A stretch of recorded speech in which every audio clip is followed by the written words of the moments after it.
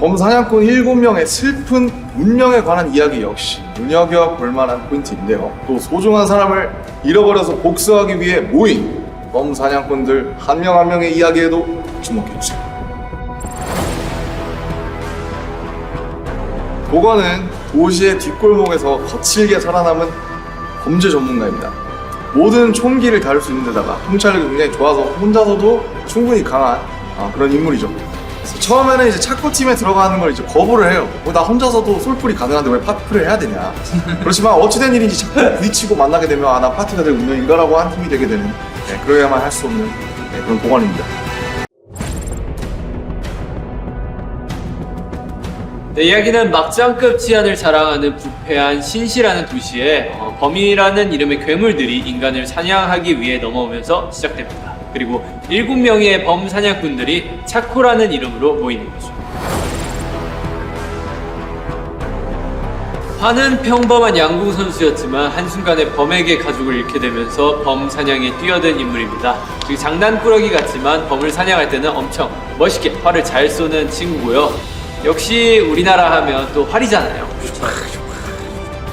활 쓰는 환, 어떤 멋진 모습으로 나오는지 지켜봐주세요.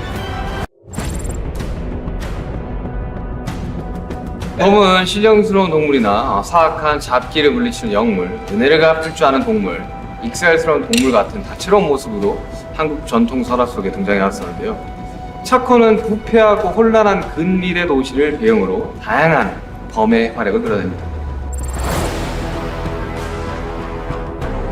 세인은 하마터면 범에게 잡아먹힐 뻔했다가 살아난 지독한 사연을 가지고 있는 인물입니다. 그 일로 상처를 받아 방황을 하게 되지만 다행히도 다른 6명의 동료를 만나 깊은 유대를 맺게 되며 점점 안정을 찾게 됩니다. 혼돈으로 가득한 황폐한 세계를 어떻게 구해낼 수 있을까요? 주인공들이 매 순간 어떤 선택을 할지, 또 그 선택이 어떤 사건으로 이어질지 계속 지켜봐주세요. 네, 호수는요, 범에게 납치를 당했던 인물입니다. 범의 소굴에서 살아남기 위해 끔찍한 일을 저지를 수밖에 없었는데요. 대체 무슨 일을 저질렀는지, 어떻게 지금과 같은 황금빛 눈을 갖게 되었는지는 앞으로 나올 이야기를 통해 아실 수 있을 것 같습니다.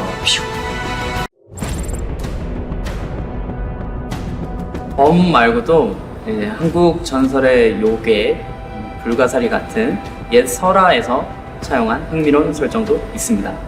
신화와 설화를 새로운 상상력으로 다시 그려낸 스토리 기대 많이 해주시면 감사하겠습니다.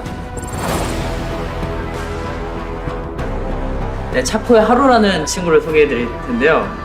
일단 사람이 아니네요. 네, 오랫동안 범세계의 문을 지키고 있던 바위였다가 그 바위가 사람이 된 경우. 되게 중요한 인물이 자연적인 인물. 엄청 쌀 것 같습니다, 일단. 그러다 보니까 아주 긴 세월을 살아온 캐릭터답게 좀 도사 같은 면모가 있는 캐릭터라고 합니다. 네, 7개의 운명에 관한 첫 번째 이야기인 세븐 페이츠 차코는 한국의 설화 속에 등장하는 범과 곰, 그리고 조선시대 범 잡는 부대였던 차코갑사를 모티브로 한 어반 판타지입니다. 주화는 범과 사랑에 빠지고만 인물입니다. 편견에서 꽤 자유로운 편이며 자애로운 성격을 가지고 있기 때문에 종족을 뛰어넘는 사랑을 하게 된 거죠. 그러나 잡아먹는 자와 먹히는 자의 사랑이 평탄할 수만은 없는데요. 이 금지된 사랑이 어떤 결말을 맞이했을지 궁금하신 분들은 차코를 통해 확인해주세요. 네, 이들이 신시 도심을 질주하며 펼치는 엄청난 활극, 손에 땀을 쥐게 하는 인간과 범의 전투신 같은 스펙타클한 장면들 역시 기대하셔도 좋을 것 같습니다. 대안은 인간과 범 사이에서 태어난 반인 반범입니다.